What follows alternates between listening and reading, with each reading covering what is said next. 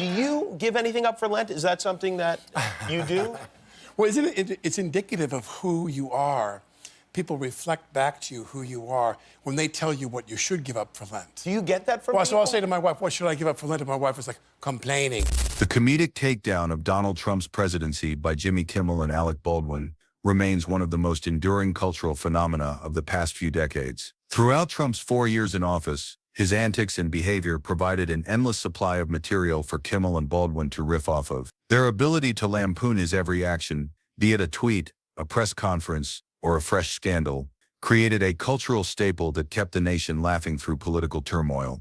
I love it when you do President Trump. I think it's the greatest. My wife will tell you, I never imitated him or had anything to do with. Lauren called me and said, you want to do this? And I go, no, I don't want to be Trump on TV. What made their comedy so remarkable was that it didn't require much embellishment. Trump's behavior was often so outlandish that the satire practically wrote itself. Kimmel and Baldwin didn't need to exaggerate reality. Reality itself was absurd enough. This led to some of the sharpest and most biting political humor, and it resonated with millions of viewers who found Trump's presidency both deeply troubling and at times uncomfortably hilarious. Do you think that you demonized immigrants in Not this at all. election? No, we need the people. Your campaign. Wait.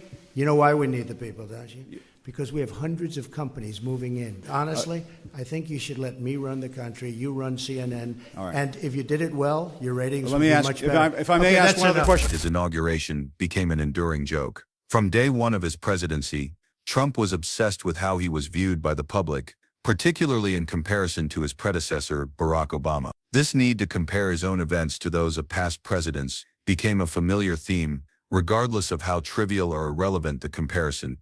Well, I just had the opportunity to have an excellent conversation with President-elect Trump. It was wide-ranging.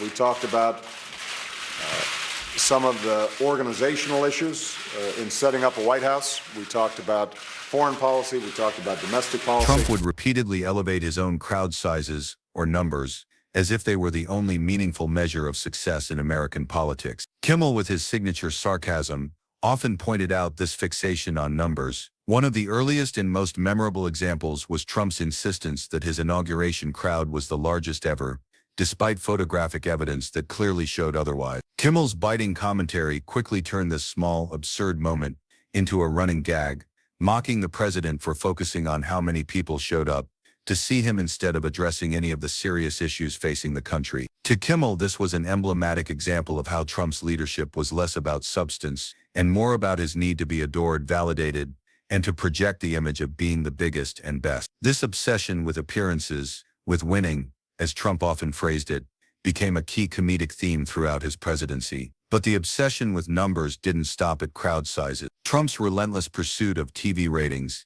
his obsessive Twitter wars, and his need for constant celebrity validation were also prime targets for Kimmel. Each time Trump boasted about his TV ratings or engaged in childish spats with Hollywood figures. Well, moments after we taped our show last night, the Mad Red Hatter wrote, "I can't believe ABC Fake News gave Jimmy Kimmel his job back. You can't believe they gave me my job back. I can't believe we gave you your job back." Kimmel's satirical lens exposed just how out of touch the president seemed with the real issues the nation was facing. Kimmel's humor focused on the disconnect between Trump's personal need for constant affirmation and his duties as the leader of the free world. Alec Baldwin's impersonation of Trump added another layer of comedic brilliance, exaggerating Trump's insecurities to absurd heights. Only Donald Trump would try to prove he wasn't threatening ABC by threatening ABC. Baldwin's Trump was not just obsessed with numbers, he was a petulant child, completely incapable of understanding the complexities of international diplomacy or domestic policy, yet determined to project an image of being in complete control. Baldwin's version of Trump frequently clung to superficial measures of success, like the size of a crowd or the volume of applause, while completely avoiding any serious engagement with governance. Baldwin didn't need to embellish Trump's narcissism, he simply amplified it, turning it into a caricature that felt both ridiculous and tragically real. And because any time you have any kind of mimicry, it's usually somebody that you appreciate. You have some Right. appreciation. Right. So they said to me, Trump, and I didn't hate Trump. I just said, I don't want to do that. And Tina and Lauren kind of pushed me, and I do it. And you've seen SNL. And the moment the stage manager takes me to my mark for the first dress rehearsal at 8 o'clock, I had no idea what I was going to do. What Baldwin did so effectively was highlight the vast gulf between Trump's grandiose self-image and his utter lack of competence, when it came to managing the responsibilities of office. One key moment that encapsulated this dynamic was Trump's response to the media's coverage of his inauguration. Despite overwhelming evidence to the contrary, Trump continued to insist that millions attended his swearing-in ceremony. Kimmel, in his typical biting style, mocked how Trump's obsession with crowd sizes and numbers became a daily obsession. Kimmel satirized the absurdity of a president who, rather than focusing on critical national issues, was obsessed with something as trivial as attendance figures. It was as if Trump's self-worth was tethered to these external markers of success. In Kimmel's world, this became a symbol of a leader who couldn't face reality, clinging... Had a day of revelry and jubilation as I celebrate Donald Trump's 100th day in office. I assume there'd be a big round of applause. No? Instead, to a personal narrative that was completely detached from the actual challenges at hand. However, this wasn't just about the small, ego-driven moment. Trump's presidency was marked by constant contradictions, with his actions often defying logic and reason. These contradictions were a rich source of material for Kimmel and Baldwin. Every new scandal, misstep, or outrageous statement provided fresh opportunities for both comedians to explore. Whether it was Trump's bizarre interactions with foreign leaders or his haphazard handling of domestic crises, the comedy flowed endlessly. One aspect of Trump's presidency that Kimmel regularly ridiculed was his America First policy, which led to a series of awkward and often embarrassing diplomatic encounters. In Kimmel's view, Trump's foreign policy was marked by inconsistency, with the president insulting some world leaders while excessively praising others, often to the point of absurdity. This contradiction was particularly evident in Trump's relationship with North Korea. Baldwin took these diplomatic moments and turned them into exaggerated slapstick performances. One such example was Trump's meeting with Kim Jong-un, North Korea. Baldwin's portrayal of the summit was less about the actual details of diplomacy and more about Trump's desperate need for attention. Baldwin's Trump came across as a leader so eager to be seen as a significant world figure that he was willing to abandon principles and strategy simply to garner media coverage. Thank you, Mr. President.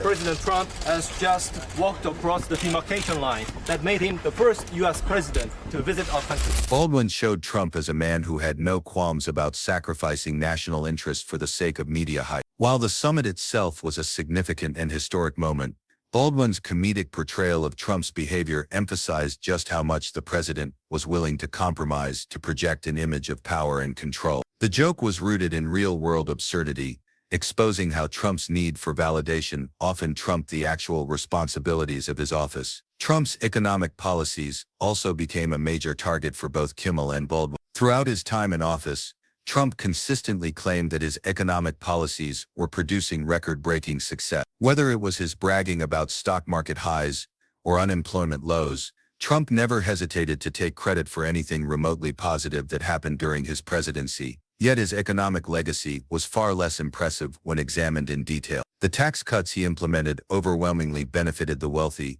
and his trade wars and tariffs caused disruptions in global markets. Despite this, Trump's messaging remained unchanged. He continued to boast about his winning economy, even as rising debt and income inequality became undeniable issues. Do you understand how that works? Because I don't. Nobody understands it, but it's an unfair system. And, I understand the bosses hand out delegates, and whoever gets the most, super delegates has a good advantage. But it's unfair to him. I don't like what's happening, and I watch it. Kimmel often turned Trump's economic boasts into a running gag. He mocked Trump for claiming credit for an economy that was, in reality, built on unsustainable practices. Kimmel sarcastically suggested that Trump deserved a Nobel Prize for his work on the economy, pointing out how his policies were more about appearances than substance. Kimmel's humor focused on the absurdity of a president who was more concerned with projecting an image of economic success than addressing the underlying flaws in his policy. Baldwin, meanwhile, depicted Trump as a clueless businessman who constantly misunderstood even the simplest economic concepts. Baldwin's portrayal didn't need to exaggerate Trump's lack of understanding. The reality was absurd enough. A deeper layer of comedy emerged from the numerous controversies and scandals that seemed to crop up daily during Trump's presidency. Unlike any other president in modern history, The moment the stage manager takes me to my mark for the first dress rehearsal at 8 o'clock, I had no idea what I was going to do. Really? I mean, literally, the moment I walked out there, I just said to myself, eyebrow up. I tried to stick my face out. my mouth out. I was in the makeup room. They're putting my wig on, and I literally, it was like a scene from like a mental hospital. I'm getting the wig on me, and I'm sitting there the whole time going, China, China.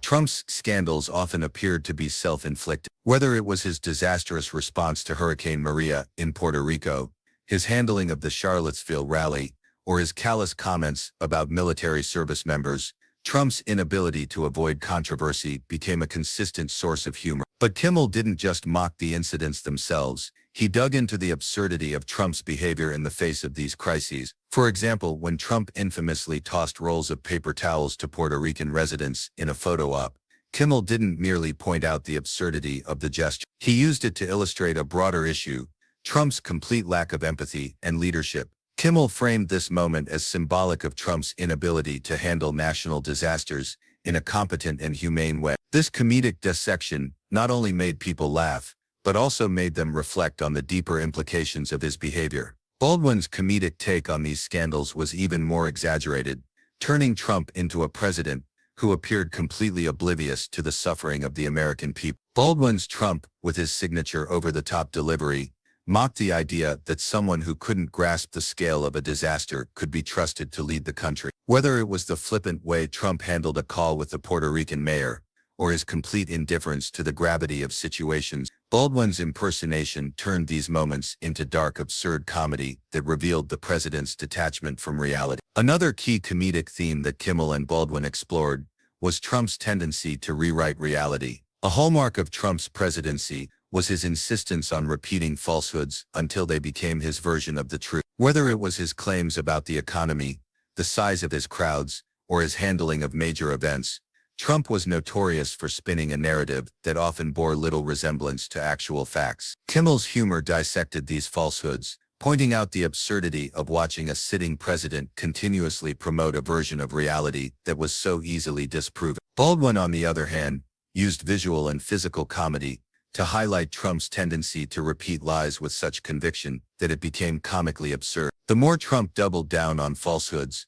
the more Baldwin's impersonation grew exaggerated, showcasing the dangerous disconnect between Trump's version of events and the reality around him. Trump's refusal to take responsibility for anything that went wrong also provided fertile ground for comedy. Whether it was a failed policy, an economic downturn, or a scandal, Trump's first instinct was to point fingers at someone else. Kimmel turned this tendency into a comedic goldmine, often exaggerating Trump's ability to avoid accountability. In one of his signature routines, Kimmel imagined Trump standing before a disaster, only to immediately blame everyone around him, from his advisors to the media. Baldwin's portrayal of Trump leaned heavily into this theme, showing a leader who constantly deflected blame, never owned up to his mistakes, and always found someone else to blame for his failure. The humor here lay in the absurdity of a president who refused to accept responsibility, even for his most obvious mistakes. This unwillingness to take responsibility became a punchline in itself. Kimmel sarcastically praised Trump for being the most successful at avoiding accountability, while Baldwin physically demonstrated Trump's refusal to face the consequences of his actions. It was a perfect example of how Trump's presidency, while a never-ending source of humor, also served as a reflection of a much deeper problem: the failure of leadership at the highest level. In the end, while Trump's presidency was an endless source of comedy, it also exposed the failings of American leadership in a way that was both entertaining and unsettling. The humor generated by Kimmel and Baldwin was not just about mocking a public figure. It was a window into the absurdities and contradictions of a presidency that often felt more like a reality show than a serious political endeavor. The satire may have made people laugh, but it also encouraged them to reflect on the deeper issues at play in the American political landscape.